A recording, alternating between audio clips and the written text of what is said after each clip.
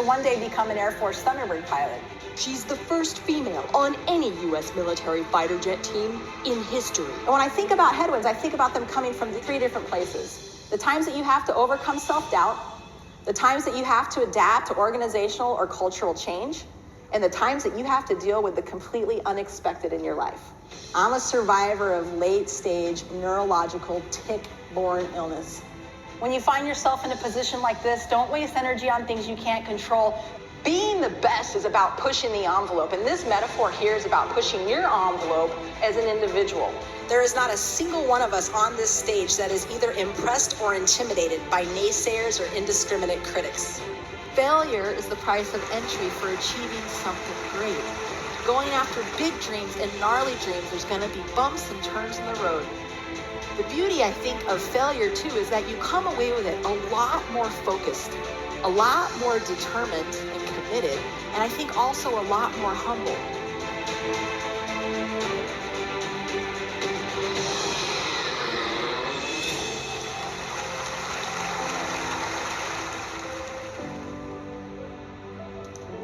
It is my honor and pleasure to welcome to the stage the first female Thunderbird pilot, Nicole Malachowski.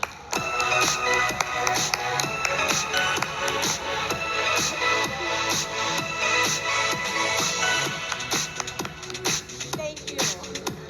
Hi. Thank you so much. Oh my gosh. Thank you so much. I appreciate that welcome. Good afternoon, LifeWave. Woo! You all are a high energy crowd. I actually flew in yesterday, and the second the doors to the hotel opened, you could just feel the positivity. You could feel the energy. You could feel the friendship of this network here. And I'm just absolutely delighted to be joining you. And so when I checked in last night, they gave me a key to my room, which was on the 7th floor. And of course, the first thing I like to do when I get to a hotel room is immediately drop my bags and go to the window to see the view. Do you ever do that? Yeah, and there was that big supermoon out last night. So I was gonna see if I could find it. So I get to my room, drop my bags, go to the window, throw the shears aside, and immediately I jump back. I'm hit with two thoughts. The first, I totally forget I am petrified of heights. It's true. I know I'm a pilot, but I'm afraid of heights. So I jump back from that 7th floor window, and the second feeling I have is, what in the world am I doing here? Have you ever walked into a room or a situation and thought, what in the world am I doing here? I'm thinking to myself, what in the world does an old washed up fighter pilot and a harried mother of 14-year-old twins, right, possibly have that she can impart a bunch of professionals here at LifeWave that work in health technology? And you might be asking yourself the same question, and that's okay. But as I was preparing for this event, talking to the LifeWave team, learning about all of you, there was a certain theme that kept coming up over and over again, and it went something like this. In 20 years, this is the best group of brand partners we've ever had. This is gonna be the best event of the year. We are slated to have our best year yet. And it was, I think in those words, the best, that kept coming up over and over again when talking about all of you. Now, sometimes people look at my background as a fighter pilot, as an American Air Force Thunderbird pilot, and they'll look at me with a straight face and literally ask, Nicole, what's it like to be the best? And when I get asked that, I laugh and I laugh. Because I can assure you, I, Nicole Malachowski, have never individually been the best at anything that I've ever done. But I have been a part of some of the best teams. And I learned over time that these best teams have a certain set of characteristics, a certain mindset. And it's what I like to call the pushing the envelope mindset, which is what I'm going to talk to all of you about today. But before we do that, I want to introduce you to someone very important to me. All right, feast your eyes on that. Oh, that's my jet. I know. Thank you, taxpayers of America. That's the mighty F-15E Strike Eagle. That's the jet I flew in 3 fighter squadrons. I commanded a squadron of F-15Es. That is the jet that took me and my friends safely in and out of the sky more times than I could count. She is a beast, and yes, it's a she, all right? You know, and you've all heard this term, pushing the envelope, before. It comes from aviation. It's all about taking the aircraft to its maximum performance. Let me tell you a little bit more about her. She's capable of flying upwards of 50,000 feet, pulling 9 times the force of gravity, and flying twice the speed of sound. It's extraordinary, right? And one of the greatest joys of my career was teaching brand new pilots, brand new lieutenants, how to fly and employ that aircraft. And every time I take a new pilot up on their first flight, they do the exact same thing. They would fly that beautiful piece of technology at 20,000 feet, 250 miles an hour, and pull 2 Gs. Like, what a waste, right? What a waste of extraordinary capability. And so as I talk to you today, I want you to think of yourself as that aircraft. The individual teams you're leading back home as that aircraft. LifeWave, writ large, as that aircraft. The pushing the envelope mindset says, am I bringing all of myself to work every day? And importantly, am I creating an environment where everybody around me on this team can bring the best of themselves as well? And I found over time that this pushing the envelope mindset requires 3 distinct traits, and those traits are courage, trust, and vulnerability. None of those surprise you. But what I hope to do today is share a few stories from across my flying career to give you a slightly different lens or a slightly different paradigm to look at how you can push the envelope across 2024 and beyond. But before we do that, I thought we would watch a flying video because flying videos are cool. That's right. And there is an expectation that the fighter pilot will show up with a flying video. So I'm going to check that square, but there's actually a point to this video. If you look on the screen there, that's actually me you see in the cockpit. That's a different jet called the F-16 Fighting Falcon, painted in the red, white, and blue colors of the United States Air Force Thunderbirds. Yeah! How many of you have actually seen the Air Force Thunderbirds fly? Woohoo! All right. And I know we're joined by a very wonderful international audience today, so I know there's so many countries out there with their own individual demonstration teams, and I want to acknowledge that. Now, how many of you have been to an air show of any kind? Yes, okay, that's awesome. So when you go to an air show, or the air show comes to town, it's exciting, right? It's on television, it's in the newspaper, it's a patriotic event, it's a family event. People are excited, right? There's funnel cake and warm beer, like people are happy. And I get asked a lot, Nicole, what was the best part about being a Thunderbird pilot? And they think I'm gonna say the flying or the travel or all the famous people and celebrities I met, but none of those are the answer. When people ask me, Nicole, what's the best part about being the Thunderbird? The answer is this. The best part would happen after we landed. So we would do loops to music for 30 minutes, we would land, and we would walk over to the autograph line or the audience, where we would sign autographs, answer questions, chat, take selfies, all of that.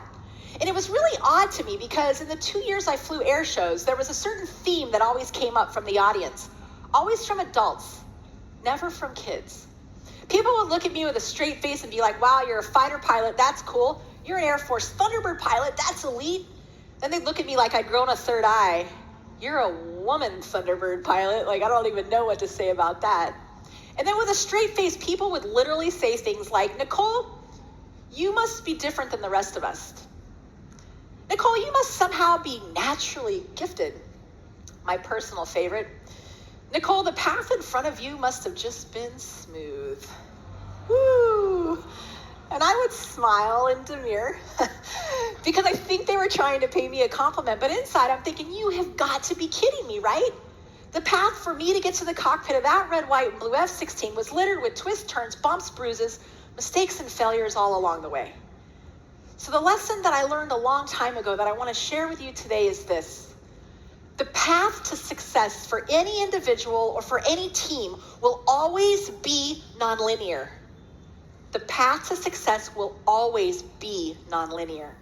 So this was taken my first year on the team way back in 2006. It's 1.5 minutes long, and 50% of the in-cockpit video comes from inside my jet.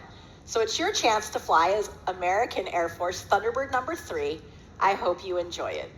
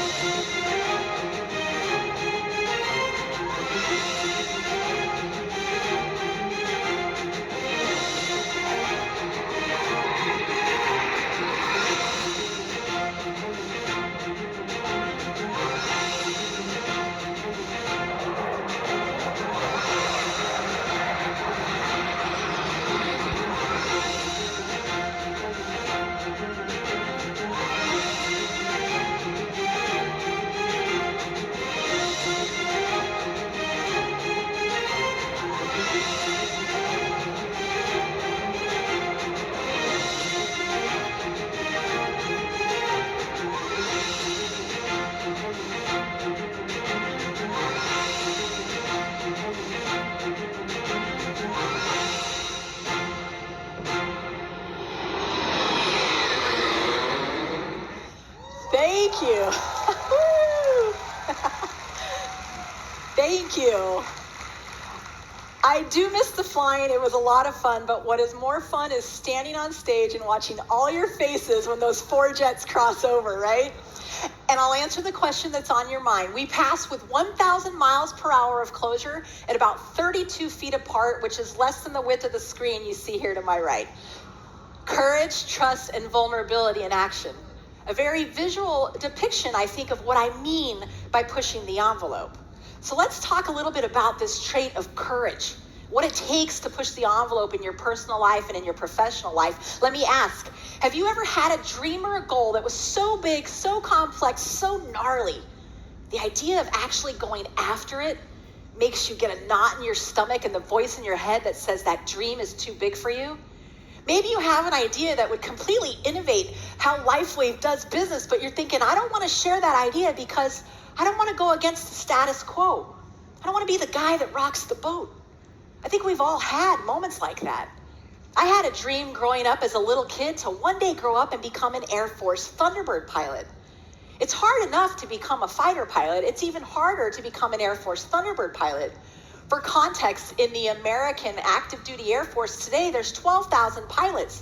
Of those, 2,000 are fighter pilots, and of those 6, only 6 have a chance of ever becoming an Air Force Thunderbird. It's statistically improbable. Anybody, oh, you're so sweet. Thank you. But it's statistically improbable, right, that anybody becomes a Thunderbird, but obviously it's not impossible.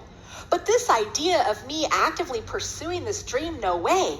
Every time I thought about it, the voice in my head would say this: other people become Thunderbird pilots, Nicole, not you.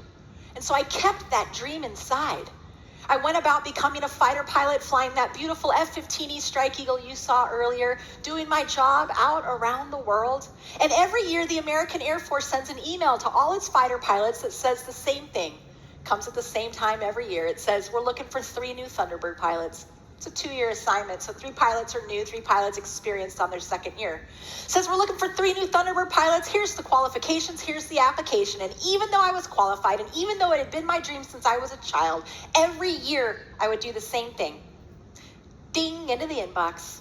I would read the email, and then I would delete. Delete, delete, delete.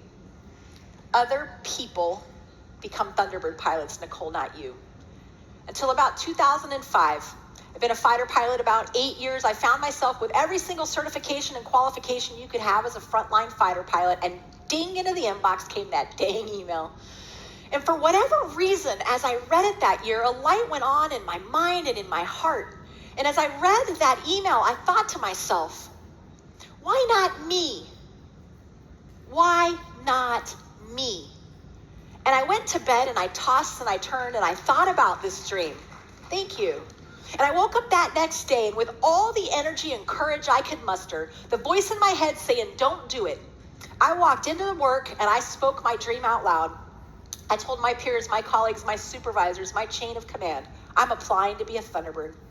And generally speaking, initially, people were very supportive. I was tickled. I appreciated the support, but as the days went by and they had time to think about it, if I earned $1 for every time I heard this, you know, Nicole, it's hard to become a Thunderbird.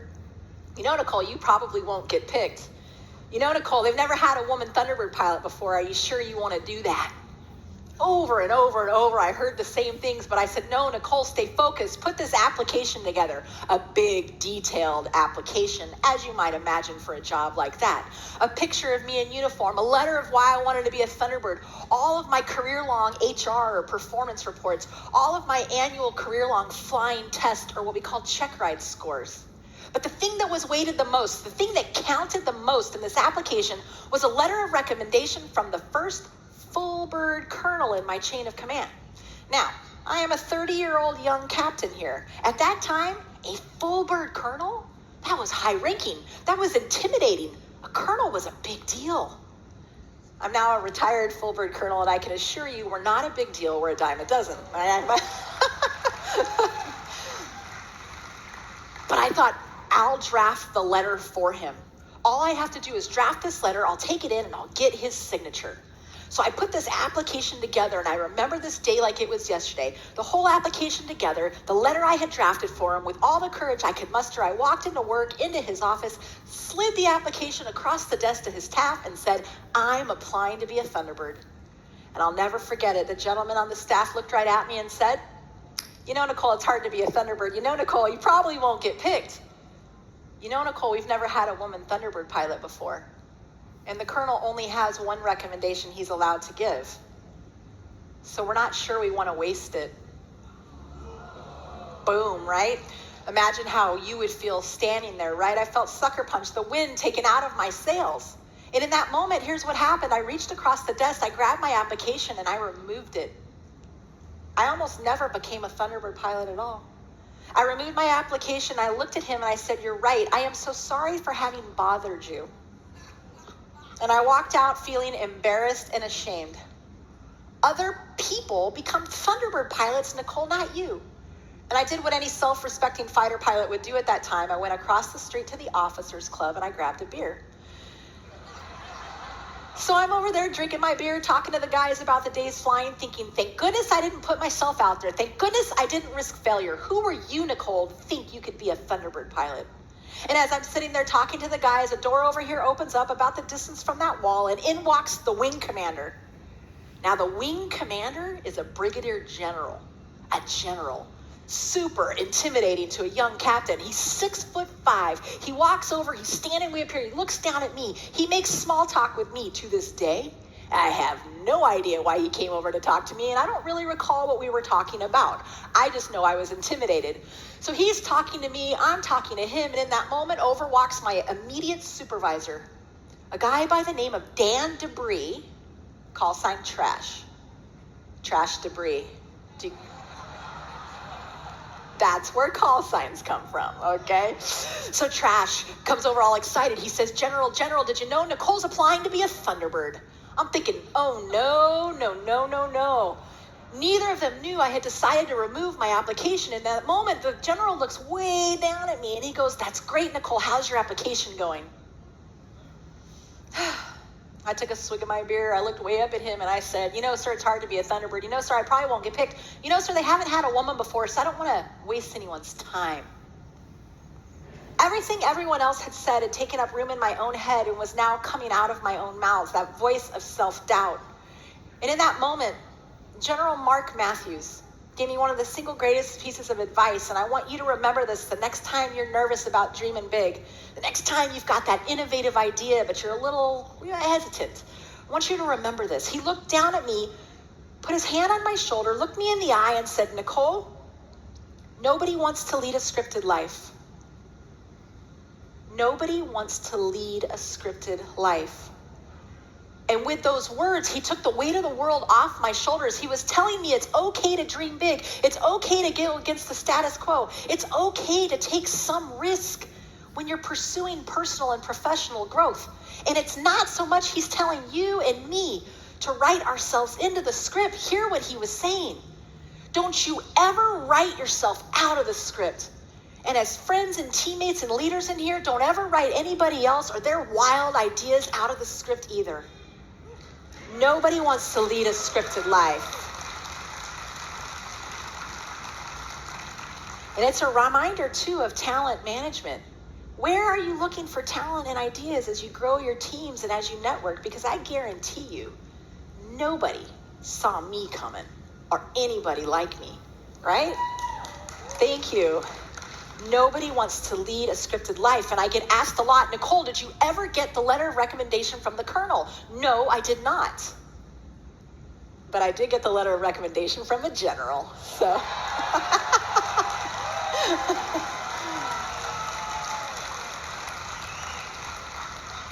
Let's talk a little bit about this trait of trust, the type of trust you need to push the envelope as an individual and to take your teams to that next level of performance, right? So I go through this application process. I get picked as one of 6 elite Thunderbird pilots. I'm at the height of my qualifications and certifications. I am super excited to show up to that base on the very first day. I want to go fly, right? And I remember walking onto the base, this giant, beautiful red, white, and blue hangar. I walk in super excited, 30 years old, fighter pilot, Thunderbird. I walked in and I said, hi, I'm Nicole Malachowski. I'm ready to go fly. And I was met with nothing but silent stares by all the people in the hangar. I thought, well, maybe they didn't hear me. I said, hi, I'm Nicole Malachowski. You know, people are going to go to air shows to watch me fly. I'm ready to go fly. And I'll never forget, this senior enlisted gentleman looked right at me with a straight face and said, quote, you don't get to touch our jet until I say you can, end quote. Woo, rough first day on the job, right?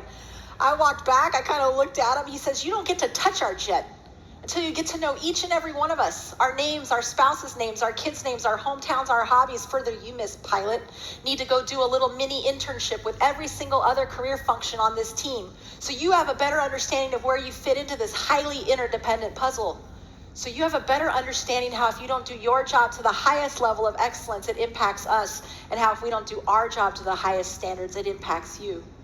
You see, the Thunderbirds were 125 people from 25 different career functions who came together to make that elite mission happen, and all it took was one of us, just one, not doing our job to that highest expected standard of excellence, and that entire elite mission would fall apart. The Thunderbirds taught me a very valuable lesson very early on, and it is this: nothing of significance is ever accomplished alone. Nothing of significance is ever accomplished alone.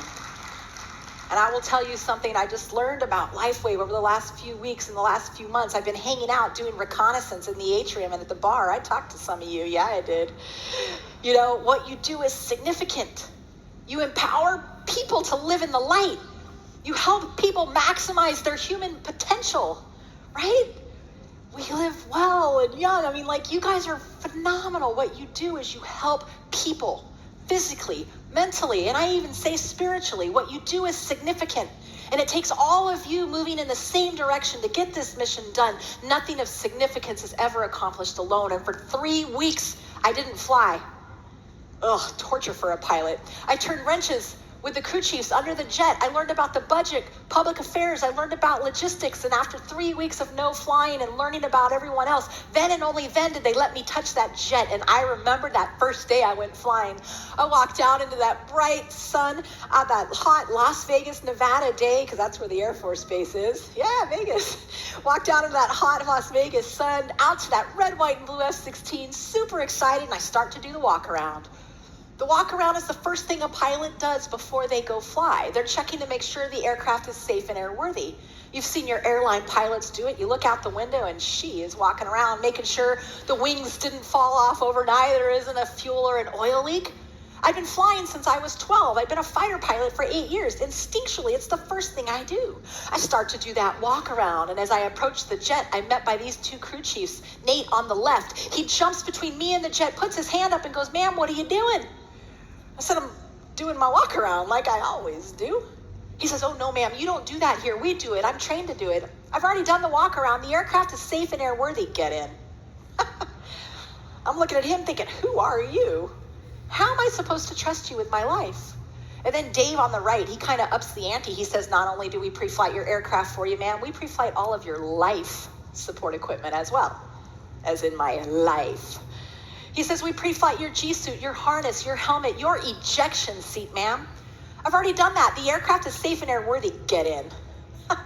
Now, if I'm being honest, I'm looking at these two great professionals, these two great Americans, and I feel nothing but a knot in my stomach and a feeling of resentment towards my own teammates. Who are you? I just met you. How am I supposed to trust you with my life? Why do things have to be different? I've always done it this way. You ever felt like that when change comes along? Yeah, and day after day I came out to fly during training season, and I always feel that way. And then about 2 months into this 3-month-long training program, I walked out into that hot Las Vegas sun, and Nate was down on his hands and knees, sweating through his uniform, dripping sweat down his brow, polishing the wheel well of this F-16 to the finest detail. And it hit me as I looked at him. He takes as much pride in doing his job as I do. He takes as much pride in doing his job as I do. The next time you're working in that team environment, maybe you've got a little bit of tension, and you're kind of having one of those moments. I want you to remember this story. Pause, take a deep breath, step back, afford that teammate a moment of grace, and look at them and think to yourself, they take as much pride in doing their job as I do. And Dave on the right, he had a really, really important job. He was 6'6" tall, 250 pounds. I would climb into the cockpit. He would climb up the ladder, look down at me, and his job was to strap me into my ejection seat. Think about that. Dave Batterson, the only thing standing between life or death should something catastrophic happen to me in the aircraft. Dave would climb up that ladder. He would strap me into the ejection seat. He would check those connections. I would double check. He was checking those connections, right? And he started doing this cool thing. Before he went down the ladder, he would reach out his hand to me and we would clasp hands. And he would yell at me very enthusiastically, rock and roll 3. Rock and roll, that meant have a good flight. 3, that was me, my name, my position on the team. And day after day, we did this. About 2 months into this training program, I had another trust aha moment. He climbed up the ladder, he strapped me in, rock and roll 3. And for the first time ever in my 8 years as a professional fighter pilot, I looked up at my crew chief and spontaneously said, thanks for letting me borrow your jet. Thanks for letting me borrow your jet. Now, how is it I had gone my entire career as a professional fighter pilot and I had never stopped to acknowledge and show gratitude to the very people who enabled and empowered and resourced me to do what I do every day? When was the last time you stopped as brand partners at LifeWave with your teams, as people back home with your families and communities, to acknowledge and show gratitude to all those who enable and empower and resource you to do what you do? A lot of times we think this, there you go.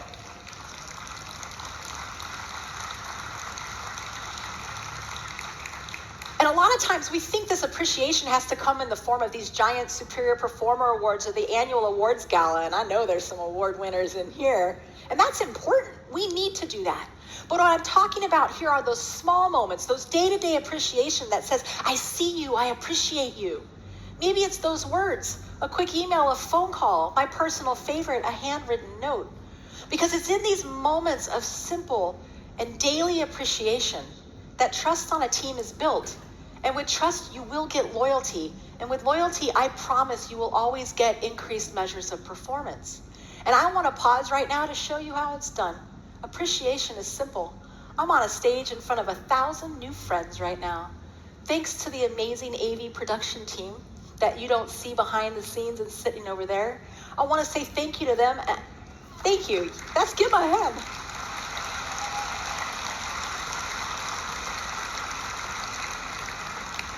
And you know who else is working really hard right now?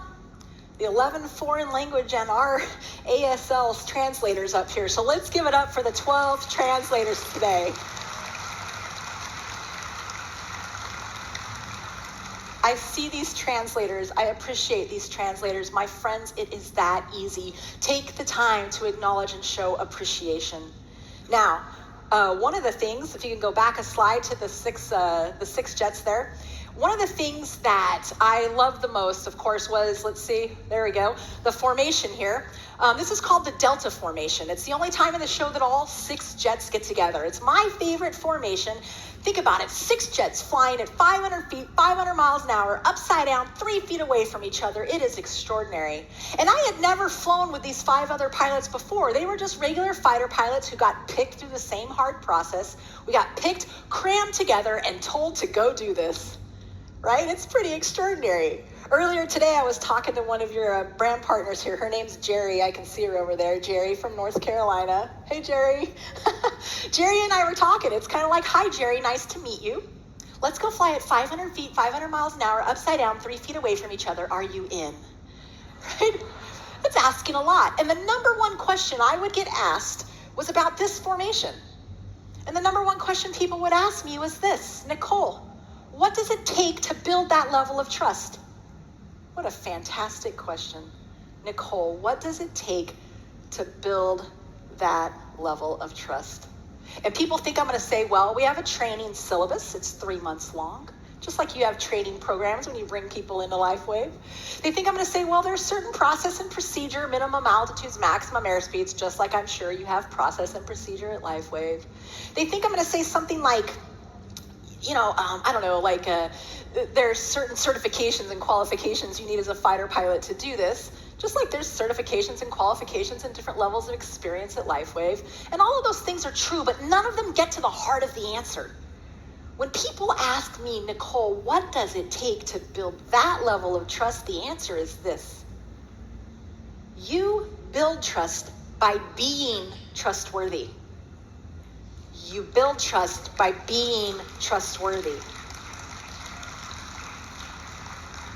A lot of times on teams, and I know I have done this, so I'll be vulnerable. A lot of times on teams, right, we look at people and we go, I'm not sure I can trust that guy.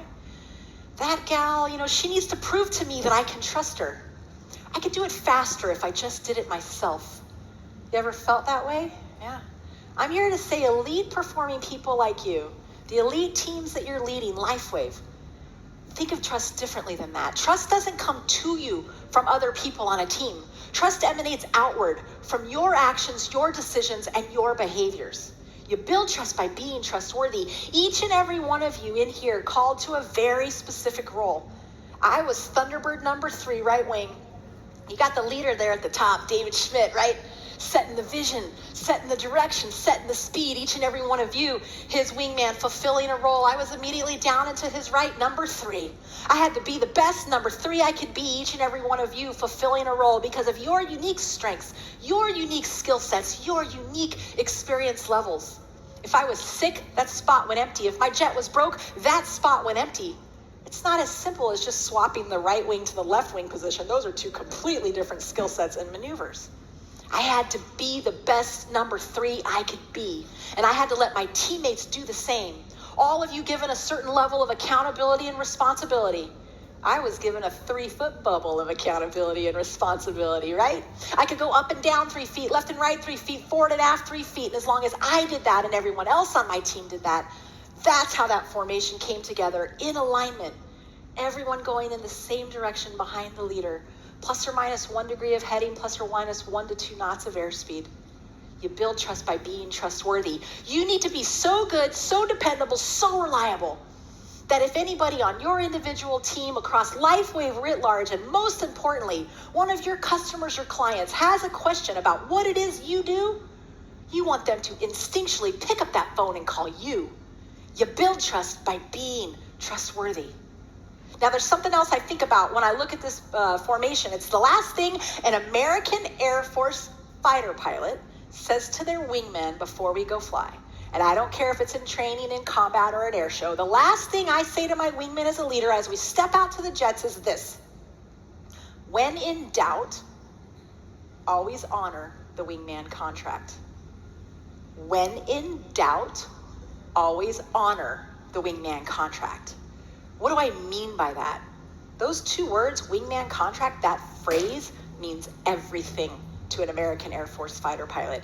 It is our unspoken bond and promise to each other. It is the gentleman's handshake and the gentlewoman's agreement that says this is who we are.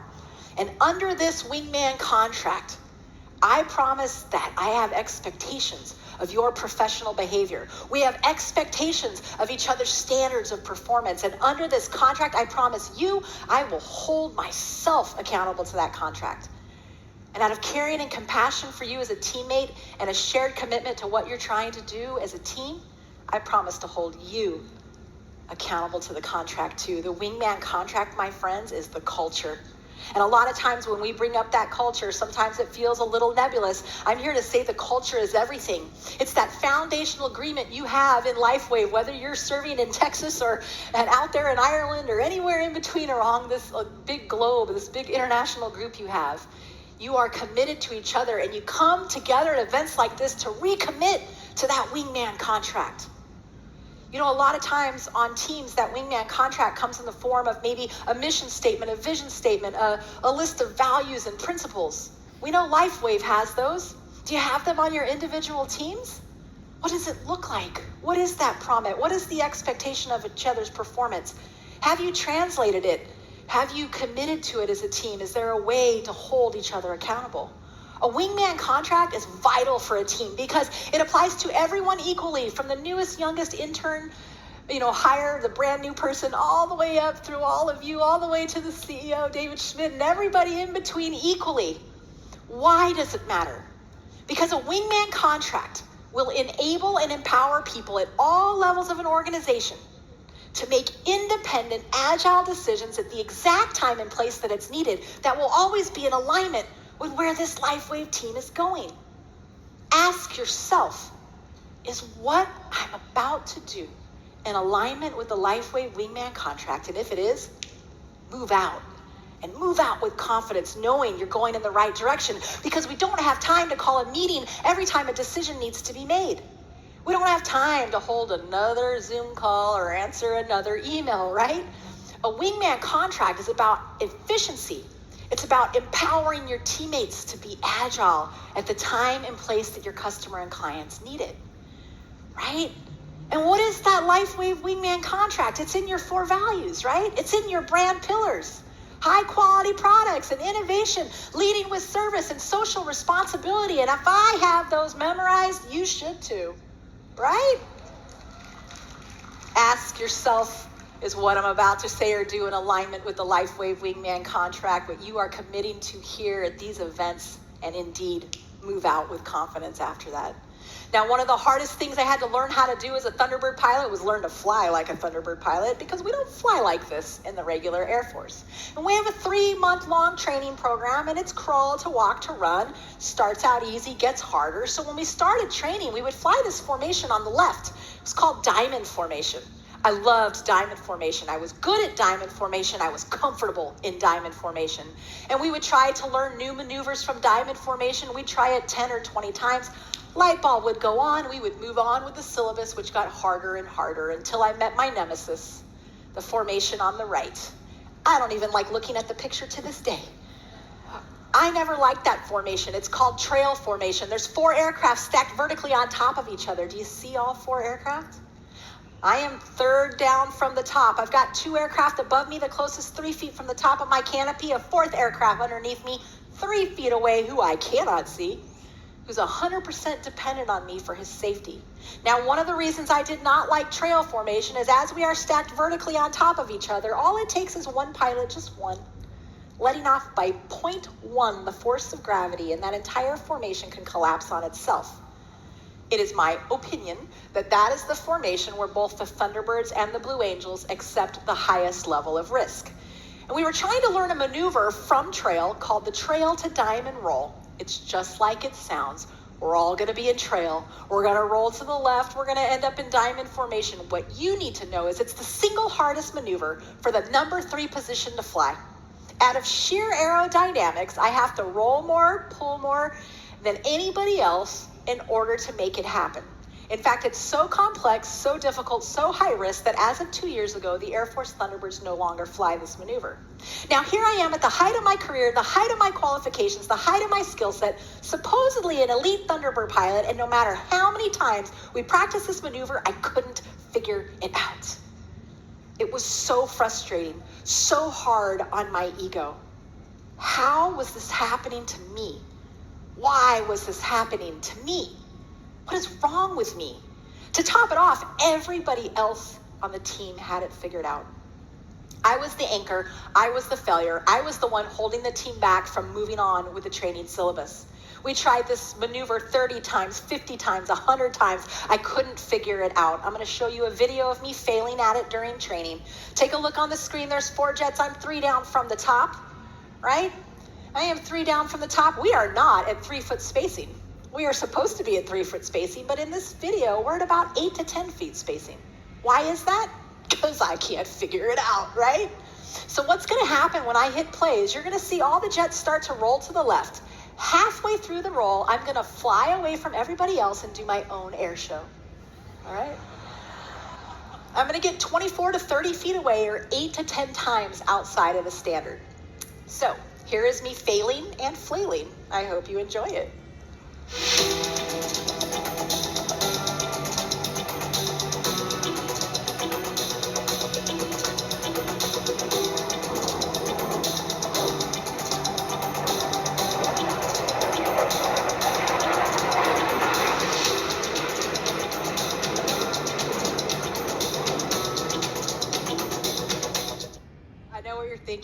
probably thinking, Nicole, that looked pretty good to me, right? I know, right? But here's the thing. It wasn't good. It was 3, 10, 15, 20 feet well outside of the standard. It was a D+, C- effort. I knew it and everybody else on the team knew it.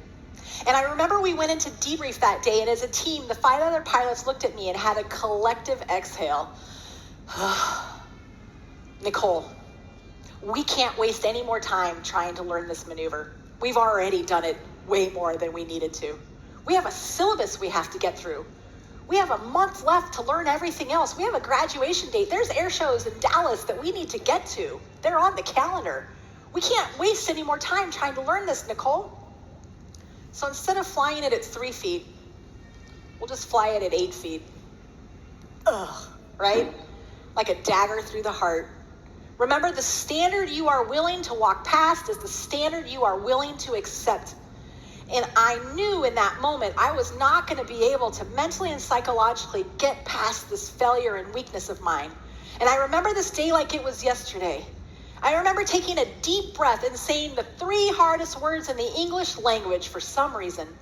I took a deep breath, looked at these 5 other pilots, these great men, and I said, I need help. I need help. What is it about those 3 words that stop us in our tracks? What is it about those 3 words that make us feel so weak and so vulnerable when in fact it's a sign of strength? And in that moment when I said I need help, it was like a big giant red flag to my teammates. They kind of looked at me like, oh, Nicole said the H word, you know? And my teammates stopped. And for the next 2 days, we did only that maneuver over and over and over hundreds of times until I got it right. Because it was the right thing to do by me as a teammate, it was the right thing to do by our wingman contract, and importantly, it was the right thing to do by our customer and client, the audience on the ground, who has an expectation of 3 feet of excellence. And I'm happy to say after hundreds of times and 2 straight days of efforts, I figured it out. Take a look on the screen. The bottom right-hand corner is the reflection of my helmet. Look above you, there are 2 aircraft. The closest is now 3 to 4 feet from the top of the canopy. I have a 4th aircraft you cannot see underneath you 3 to 4 feet away, who's 100% dependent on you for his safety. Now, one of the reasons I really didn't enjoy the trail to diamond roll is if you look at my hands here, as we start to roll to the left, the aircraft above you is going to slide down and to the left, and at that instant, our wingtips will cross at about 12 to 18 inches apart. I hope you enjoy it.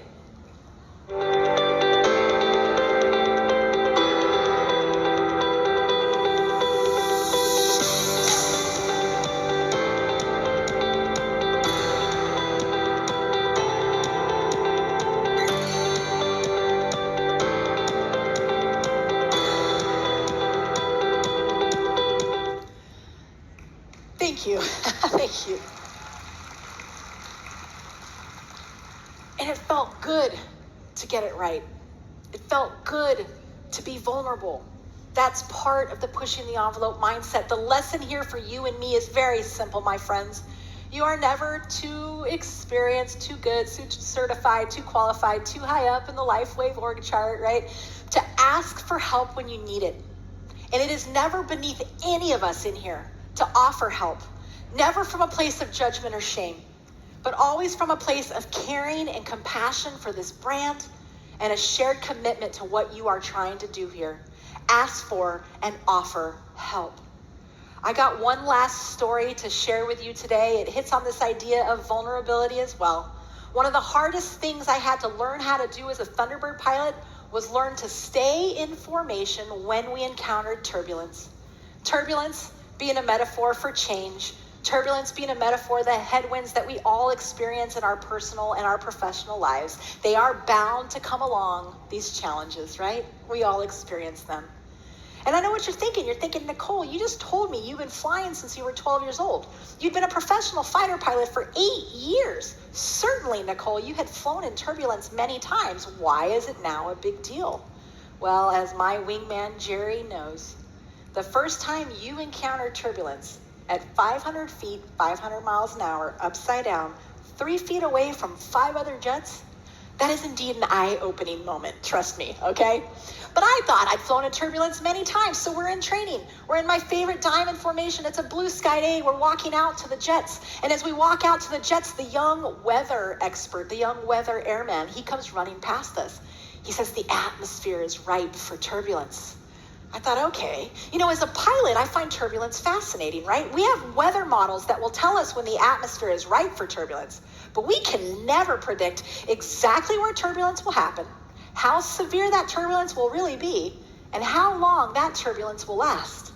Does that sound familiar? That's life, right?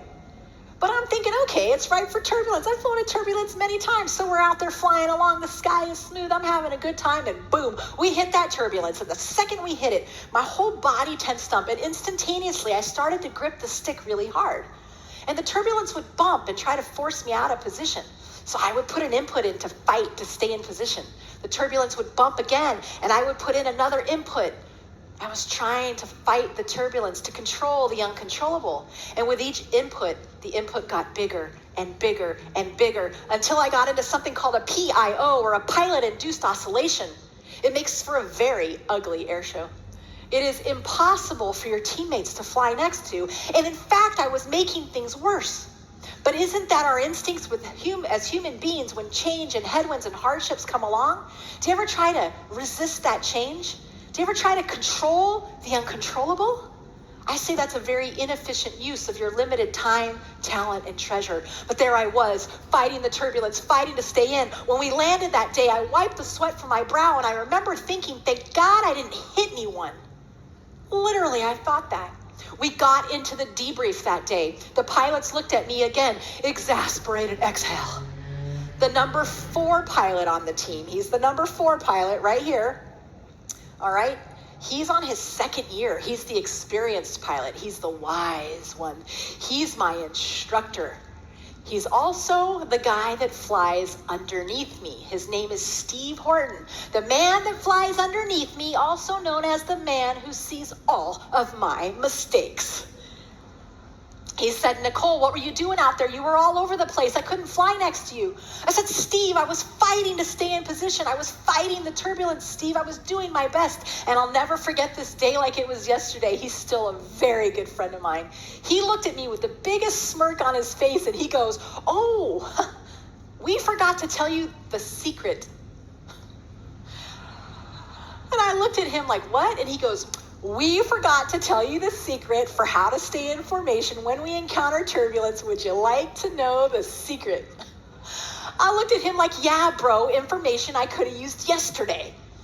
He says, the secret is this. We promise each other as a team that when any one of us encounters turbulence in our own jet, regardless of what position we fly in, regardless of what formation we're in, regardless of what maneuver we're about to do, when any one of us encounters turbulence in our own jet, we will immediately loosen our grip.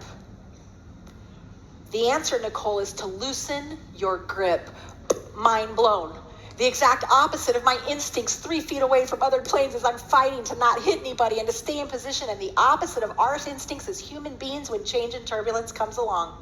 So I went home and I thought about it. Steve Horton, the number 4 pilot, the experienced guy, he must know what he's talking about. The next day we go out. It's a blue sky day, favorite diamond formation. The young weather airman says the atmosphere is ripe for turbulence. Take him a lot more seriously this time. We're out there flying along, and it is all nice and smooth, and finally, boom, we hit that turbulence, and I start to tense up on the stick again. But I thought, no, Steve Horton, he's like the Yoda of the team. Like, loosen your grip, you know. And I let go with 1, 2, 3 fingers, and guess what happened? Yeah, I stayed in position. The whole formation stayed in alignment. And eventually we exited the turbulence, because turbulence doesn't last forever.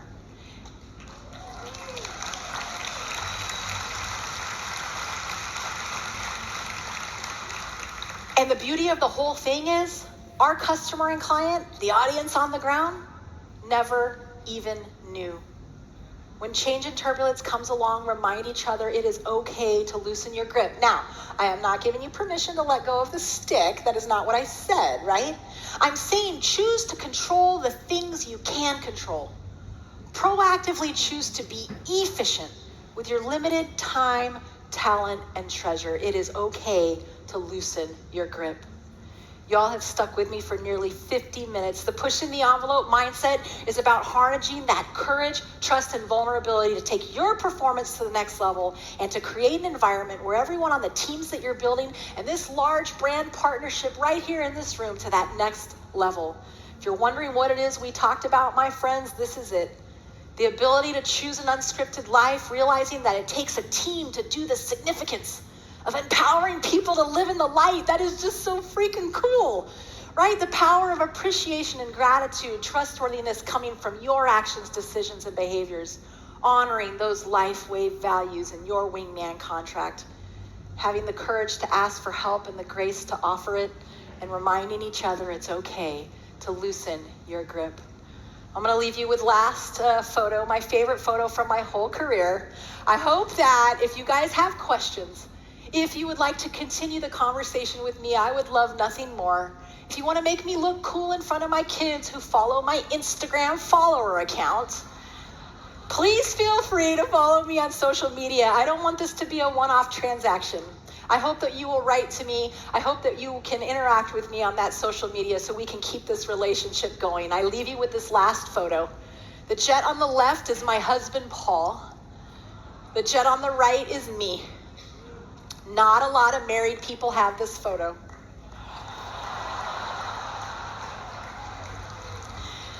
Paul and I have been married 23 years last week, and I can assure you, thank you.